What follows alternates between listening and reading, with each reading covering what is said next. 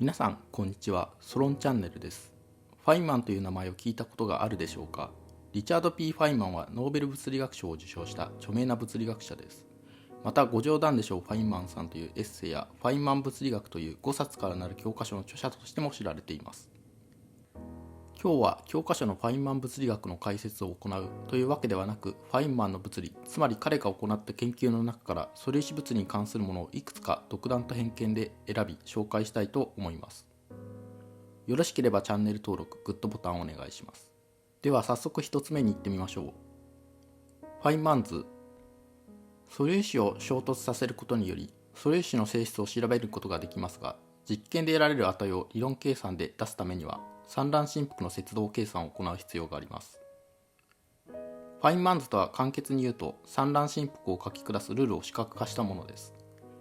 例えば画面の左のファインマン図に対応する散乱振幅が右の式になります。もしファインマン図がなければ散乱振幅を書き下す作業はもっと大変で複雑になっていたでしょう。ファインマン図がループを持つ際、しばしば計算結果が無限大になります。この発散の取り扱いを停止化した業績などにより、1965年にファインマンは友永慎一郎、ジュリアン・シュインガーとともにノーベル物理学賞を受賞しました。経路積分。ファインマンは量子化の方法の一つである経路積分を考え出しました。正準量子化では位置と運動量、正準交換関係を満たすエルミート演算子に置き換えることにより量子化が得られます。一方、経路積分量子化では作用の指数関数をさまざまな範囲にわたって積分することにより量子化が与えられます。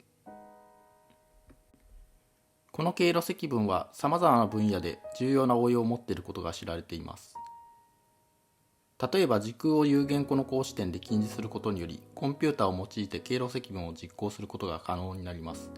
これは格子場の理論と呼ばれています。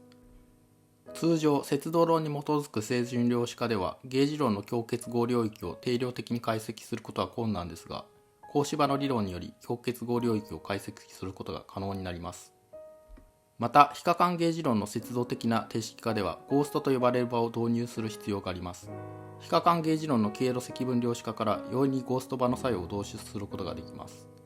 他には経路積分を用いることによりアノーマリーはディラックス要素に関するゼロ個有値の差であることがわかります。これによりアノーマリーとアテアシンガーの指数定理の関係が明確になります。ベータ崩壊。ベータ崩壊の典型的な例は中性子が陽子、電子、ニュートリノに変化する過程です。長年このベータ崩壊を記述する理論、あるいは相互作用がどのようなものかはっきりしていませんでした。1958年にファインマンはゲルマンとの共著論文で V-A 型の4体フェルミ相互作用でベータ崩壊が記述できることを見出しました。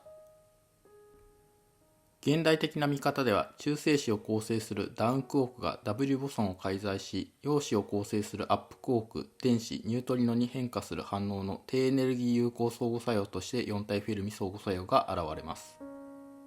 余談ですが、ご冗談でしょうファインマンさんにはV-A 型の4体フェルミ相互作用の発見に至るまでの話やゲルマンとの共著論文を書いたいきさつが載っているので読んでみることをお勧めします。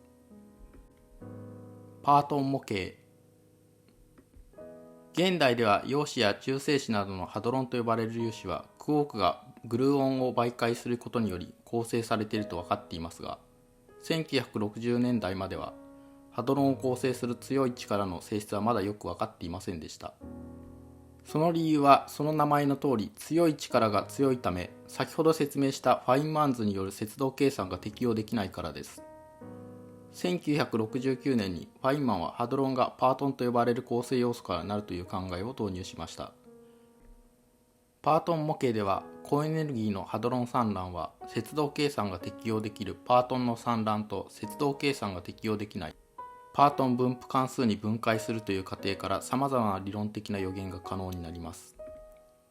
例えばキャラングロス関係式からパートンはスピン2分の1を持っていることが分かり、ゲルマンが導入したクォークと同じである証拠が得られます。